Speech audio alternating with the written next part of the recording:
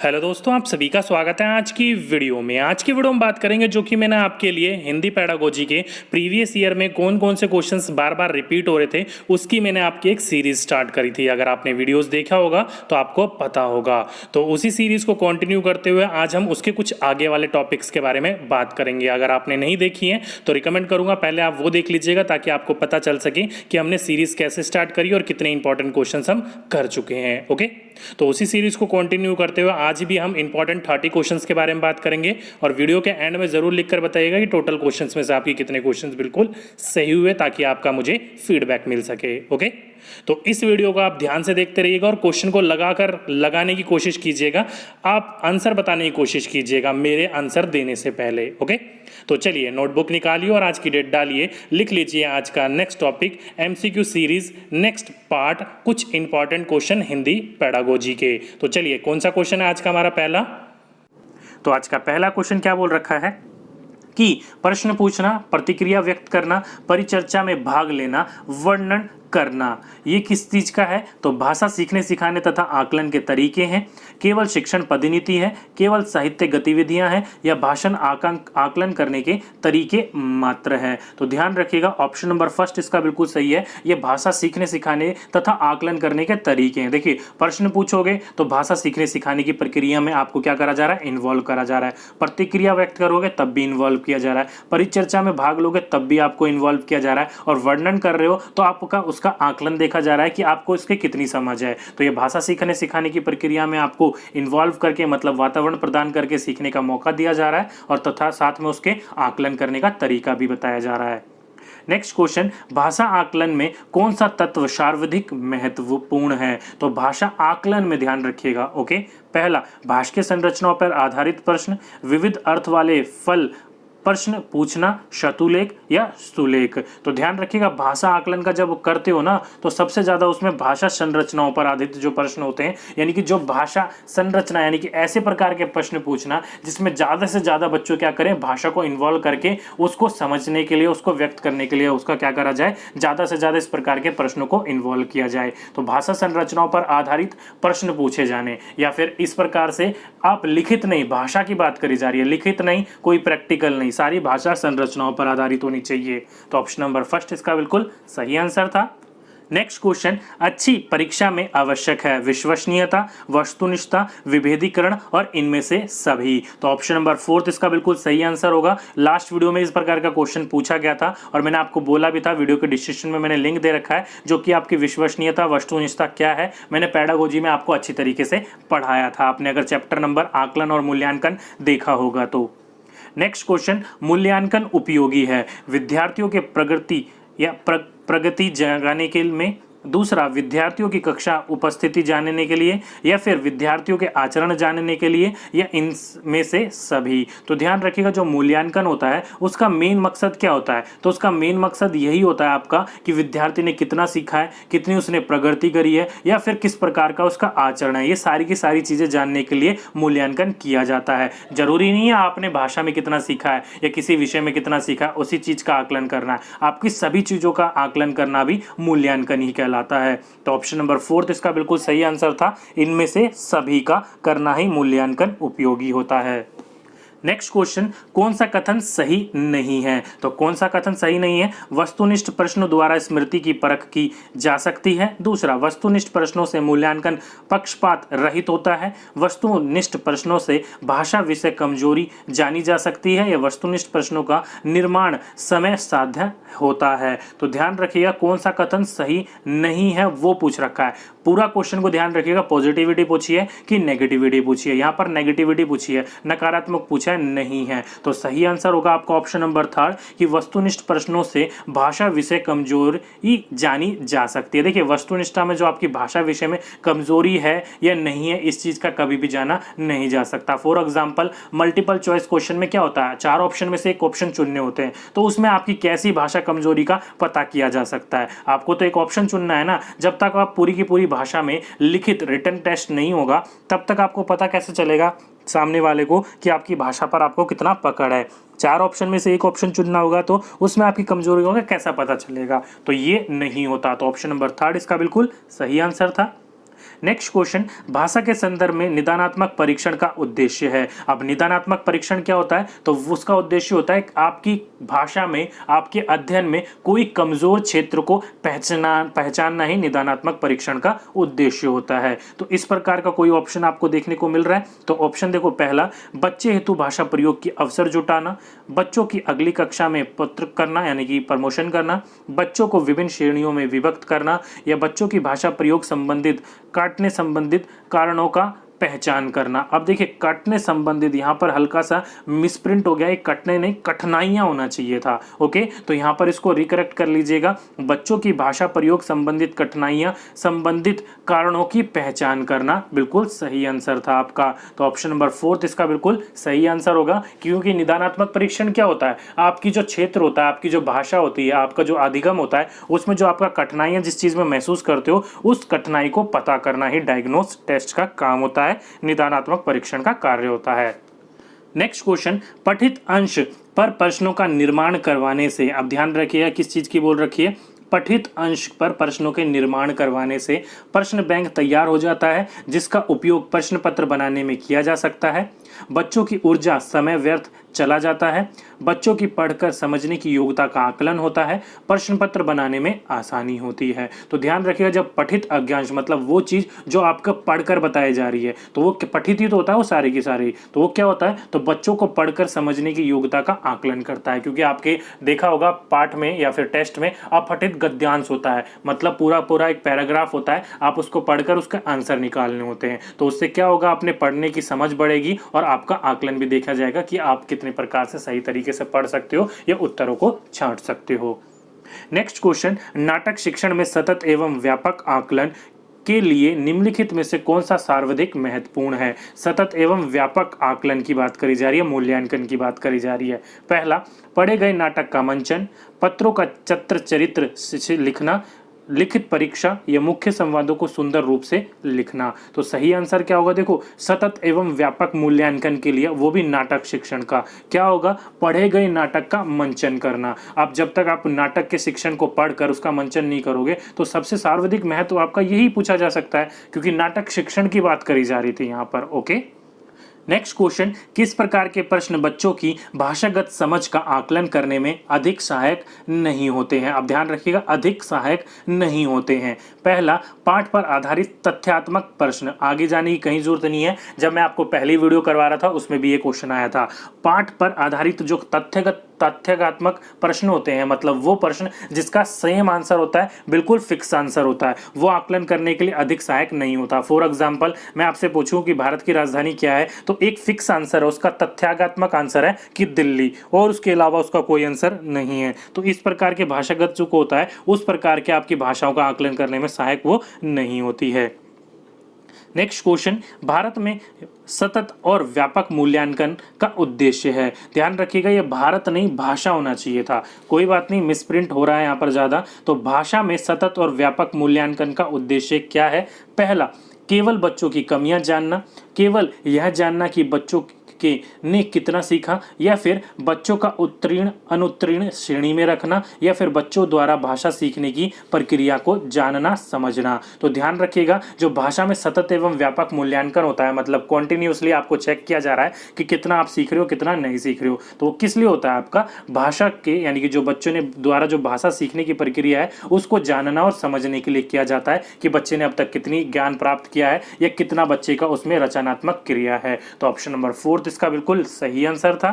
Next question, आकलन मूल्यता शिक्षक केंद्रित ही होता है, केवल यह बताता है कि बच्चे ने क्या नहीं सीखा, भाषा सीखने सिखाने की प्रक्रिया का अभिन्न अंग है, पाठ समाप्ति पर ही किया जाता है। तो आकलन क्या है, तो आकलन जो होता है वो सीखने सिखाने प्रक्रिया का क्या होता है, एक अभिन्न अंग होता है। क्योंकि मैंने आपको बताया था जब आकलन और मूल्यांकन पेडागोजी का चैप्टर पढ़ रहे थे कि बच्चे की जो आकलन और मूल्यांकन होता है ना, वो समय हर बार करना होता है, चैप्टर के शुरू होने से पहले, चैप्टर के बाद भी, और अंत में पाठ खत्म होने के बाद भी। क्योंकि पहले इसलिए किया जाता है कि बच्चे ने कितना आता है उसको ऑलरेडी, बच्चे पाठ पढ़ाने के बाद ये देखा जाता है कि कितना नया समझ में आया, और पाठ खत्म होने के, पूरा विषय खत्म होने के बाद देखा जाता है कि बच्चे ने अब तक कितना ज्ञान ग्रैब करा। तो सीखने सिखाने की क्या होता है, एक आकलन वो अभिन्न अंग होता है। बहुत इंपॉर्टेंट क्वेश्चन है, ध्यान रखिएगा इस क्वेश्चन को।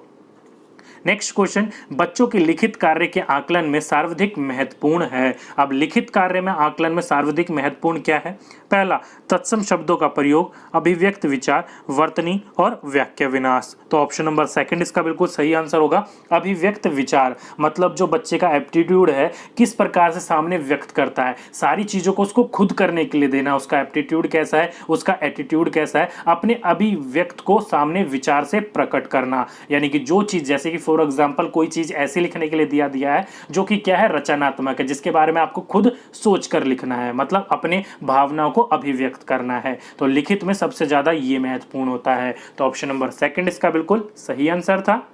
नेक्स्ट क्वेश्चन, भाषा में आकलन संभव है केवल गतिविधियों द्वारा, सीखने सिखाने की प्रक्रिया के दौरान अवलोकन द्वारा, केवल परीक्षाओं द्वारा, केवल परियोजना कार्य द्वारा। ध्यान रखिएगा, भाषा में आकलन बोला जा रहा है, तो सीखने सिखाने की प्रक्रिया के दौरान अवलोकन द्वारा भी आकलन संभव है। तो सीखने सिखाने की प्रक्रिया, मैंने आपको बोला कि एक आकलन जो होता है वो सीखने सिखाने की प्रक्रिया क्या होता है, अभिन्न अंग होता है, हर समय देखना चाहिए। तो क्वेश्चन आपको कुछ अलग ढंग से भी पूछ सकता है, लेकिन आंसर आपका वही पुट अप होगा। ओके, नेक्स्ट क्वेश्चन, भाषा में आकलन करते समय आप किसे सबसे कम महत्व देंगे? ध्यान रखिएगा, कम महत्व देंगे।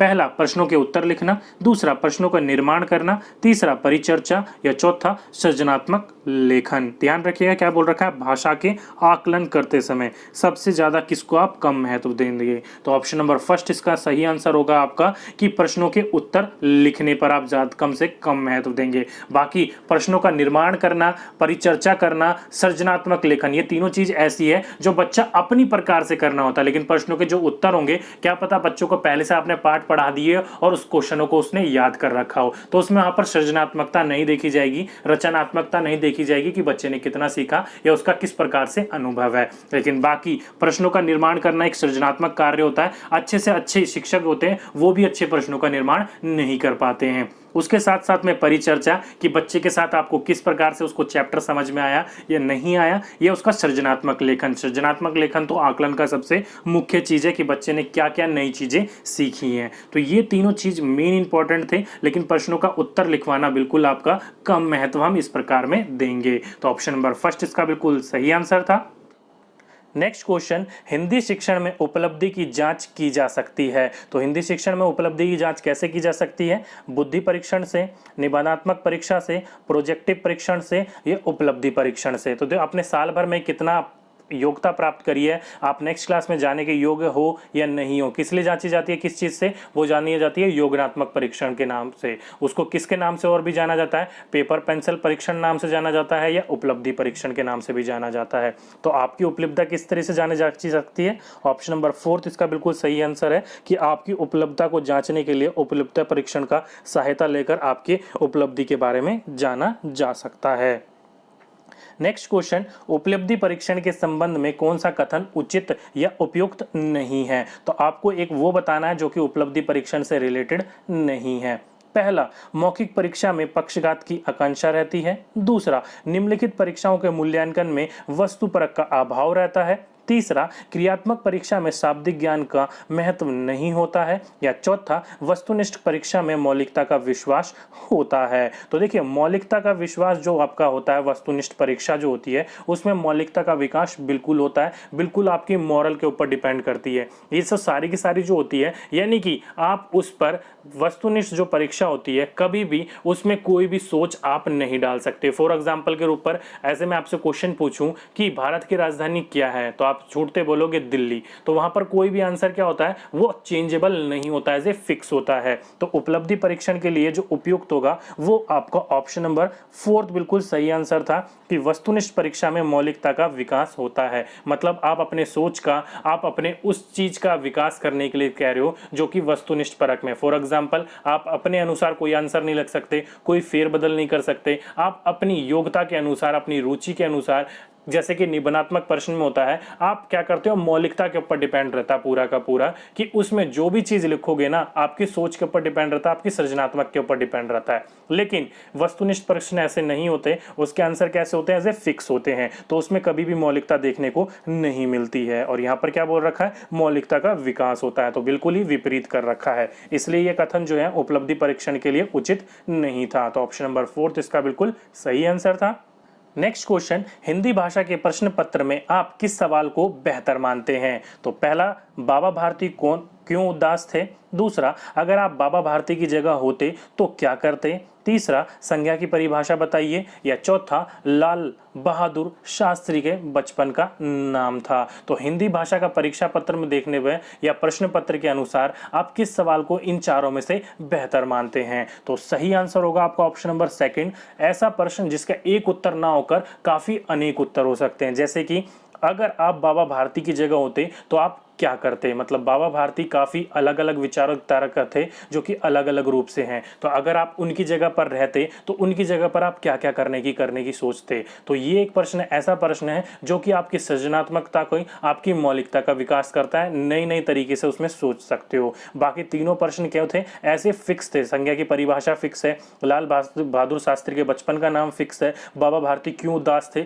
उसके पीछे कारण फिक्स है। तो ये तीनों के तीनों कारण जो थे, क्वेश्चन जो थे वो फिक्स आंसर वाले थे। लेकिन आपका जो ऑप्शन नंबर सेकंड था वो कैसा था? एक सृजनात्मक प्रश्न था, एक खुले अंत वाला प्रश्न था जिसके काफी सारे उत्तर हो सकते हैं। और हिंदी भाषा परीक्षण हो या कोई सी भी भाषा परीक्षण हो, उसमें आपके ऐसे ही प्रश्न जोड़ने जाने चाहिए जिसका उत्तर फिक्स ना होकर उसमें बच्चे की मौलिकता का विकास करने के लिए अनेक तरीके से उसके उत्तर दे सके। ओके, नेक्स्ट क्वेश्चन, भाषा में अवलोकन की प्रक्रिया। तो भाषा में अवलोकन या आकलन की जो प्रक्रिया होती है वो कैसी होती है? पहला, केवल बच्चों का निष्पादन जानने के लिए होती है। दूसरा, केवल शिक्षक का निष्पादन जानने के लिए होती है। तीसरा, पाठ के अंत में दिए गए अभ्यास के माध्यम से होती है। या सीखने सिखाने के दौरान भी चलती है। तो ध्यान रखिएगा, जो आपकी भाषा है उसका आकलन या अवलोकन जो होता है वो सीखने सिखाने की प्रक्रिया के दौरान भी चलता रहता है, क्योंकि किस अनुसार आप अपनी भाषा के पकड़ है तो किस प्रकार से क्वेश्चन आप पूछते हो, किस प्रकार से बच्चे से या अपने टीचर से आप वार्तालाप करते हो, तो जो चीज आपके चल रही होती है, मतलब भाषा जब सिखा रही होते हैं आपको, तो वो सिखाने के साथ साथ में उसका अवलोकन यानी कि आकलन भी चलता रहता है। इसलिए इसे कहा जाता है सीखने सिखाने के दौरान ये चलती रहती है। तो ऑप्शन नंबर फोर्थ इसका बिल्कुल सही आंसर था। नेक्स्ट क्वेश्चन, बच्चा का भाषा का आकलन करने के लिए सबसे उपयुक्त तरीका क्या है? तो बच्चे का जो भाषा का आकलन करने के लिए आप इनमें से सबसे उपयुक्त तरीका कौन सा अच्छा माना जाएगा?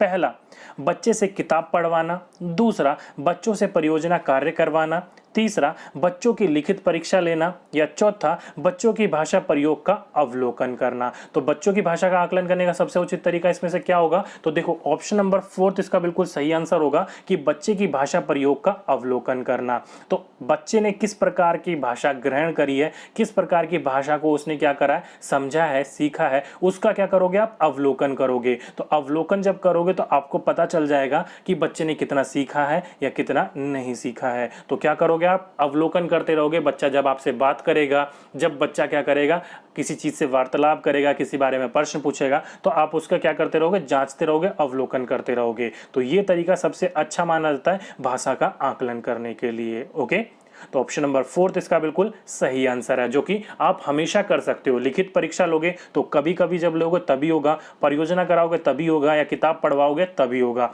लेकिन आप अवलोकन करते रहोगे, वो आपसे बात करेगा, आपसे प्रश्न पूछेगा, किताब पढ़ेगा, लिखित करेगा, तो सारी चीज उसमें आ जाती हैं। तो ऑप्शन नंबर फोर्थ हमारा बेटर आंसर था सबसे। ओके, नेक्स्ट क्वेश्चन, प्राथमिक स्तर पर बच्चों की भाषा का आकलन करने में क्या सबसे कम उपयोगी है? ध्यान रखिएगा, सबसे कम उपयोगी बोल रखा है। पहला, किसी घटना का वर्णन करना। दूसरा, नानी की चिट्ठी लिखते हुए अपनी नई दोस्त के बारे में बताना। तीसरा, चित्र देखकर कहानी कविता लिखना। या चौथा, पाठ के अंत में दिए गए सवालों का जवाब लिखना। तो ऑप्शन नंबर फोर्थ ही देखने से पता लग जाता है आपका कि किसी भी भाषा का आकलन करने के लिए, वो भी प्राथमिक स्तर पर, सबसे कम उपयोगी होगा जो चैप्टर के अंत में आपके अभ्यास करने के लिए, प्रैक्टिस करने के लिए कुछ क्वेश्चंस दे रखे होते हैं। वो क्या होगा? आपने अध्याय करा और उसके अनुसार उसके क्वेश्चन दे दिए। लेकिन बाकी तीनों चीज कैसे थे? किसी घटना का आप वर्णन कर रहे हो तो उसका आकलन अलग तरीके से होगा, आप अपने तरीके से बताओगे। अगर नानी की चिट्ठी लिख रहे हो तो उसके साथ साथ में आप क्या बता रहे हो? अपने दोस्त के बारे में बता रहे हो।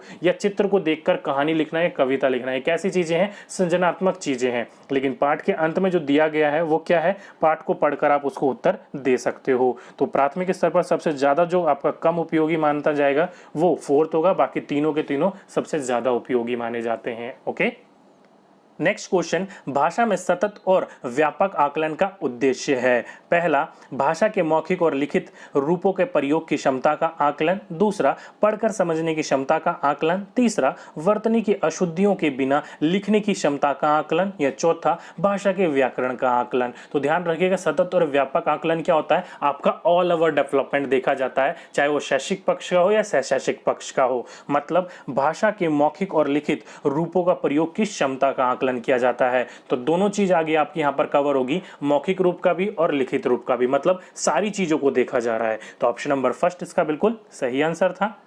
नेक्स्ट क्वेश्चन, हिंदी भाषा में सतत आकलन का सर्वाधिक उचित तरीका है, तो कौन सा हो सकता है। पहला, बच्चों में समूह में परियोजना कार्य करवाना। दूसरा, बच्चों में औपचारिक बातचीत करना या हर 15 दिन पर सरल परीक्षा लेना। या चौथा, बच्चों को अपने अनुभव को कहानी या लिखने के पर्याप्त अवसर देना। तो देखो, मैंने वैसे भी बता रखा, जहां पर भी आपके अवसर देने की बात आए, दैनिक जीवन से जोड़ने की बात आए, वो सबसे सही आंसर माना जाएगा। तो सबसे उचित जो तरीका है भाषा का सतत आकलन करने के लिए, वो बच्चों को अपने अनुभव को या कहानी के रूप में या लिखने के लिए उसे पर्याप्त अवसर दे रहे हो, तो आप भाषा का क्या कर रहे हो, सतत आकलन कर रहे हो। तो ऑप्शन नंबर फोर्थ इसका बिल्कुल सही आंसर था। नेक्स्ट क्वेश्चन, हिंदी भाषा के सतत और व्यापक मूल्यांकन के संदर्भ में कौन सा कथन उचित नहीं है पूछ रखा है, ध्यान रखिएगा। पहला, यह बच्चों के संदर्भ में ही मूल्यांकन करता है। दूसरा, यह बच्चे को उत्तीर्ण अउत्तीर्ण श्रेणी में विभाजित करने में विश्वास रखता है। या तीसरा, सतत और व्यापक आकलन या मूल्यांकन बच्चों की सीखने की क्षमता और तरीके के बारे में जानकारी देता है। या चौथा, यह बताता है कि बच्चे को किस तरह की मदद की जरूरत है। और पूछा क्या है, कौन सा उचित नहीं है। तो ध्यान रखिएगा, सतत और व्यापक मूल्यांकन कभी भी बच्चों को उत्तीर्ण या अउत्तीर्ण, यानी कि वो बच्चे जो पास हो गए हैं जो नहीं हुए, उनके भागों में विभाजित नहीं करता है। तो ऑप्शन नंबर सेकंड इसका बिल्कुल सही आंसर था आपका, कि विभाजन करने का कार्य कभी भी सतत और व्यापक मूल्यांकन नहीं करेगा। वो बच्चों को किस प्रकार से आगे बढ़ाया जाए, किस प्रकार से उनकी प्रवृत्ति में विकास किया जाए कि बच्चा जल्दी और आसानी से सीख सके, उस चीज का किया जाता है, ना कि उनको विभाजित या बांटने का। तो ऑप्शन नंबर सेकंड इसका बिल्कुल गलत था और हमें गलत ही चुनना था।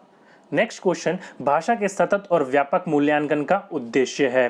पहला, बच्चों की सीखने की प्रक्रिया को समझकर उपयुक्त शिक्षण अधिगम प्रक्रिया अपनाना। दूसरा, अगली कक्षा में प्रोत्तर कर हेतु साक्ष्य। या तीसरा, हिंदी व्याकरण पर आधारित प्राप्त करना, अधिकार प्राप्त करना। या चौथा, दैनिक जीवन में हिंदी में समझ तथा बोलने की क्षमता का विकास करना। तो देखिए, सतत और व्यापक मूल्यांकन का उद्देश्य क्या होता है, तो आपका सही होगा, दैनिक जीवन में हिंदी में समझ तथा बोलने की क्षमता का विकास करना ही आपका सतत एवं व्यापक मूल्यांकन का अर्थ होता है। क्योंकि भाषा क्या है, अपने भावनाओं का दूसरों के सामने प्रकट करना और दूसरे की भावनाओं को समझना, मतलब आदान प्रदान करने को ही तो क्या कहता है, भाषा कहा जाता है। इसलिए आपका जो सतत व्यापक मूल्यांकन किया जाता है, उसका उद्देश्य यही होता है कि आप अपने दैनिक जीवन में क्या कर सको, दूसरे की बातों को समझ सको और अपनी बातों को दूसरों को समझा सको। तो ऑप्शन नंबर फोर्थ इसका बिल्कुल सही आंसर था।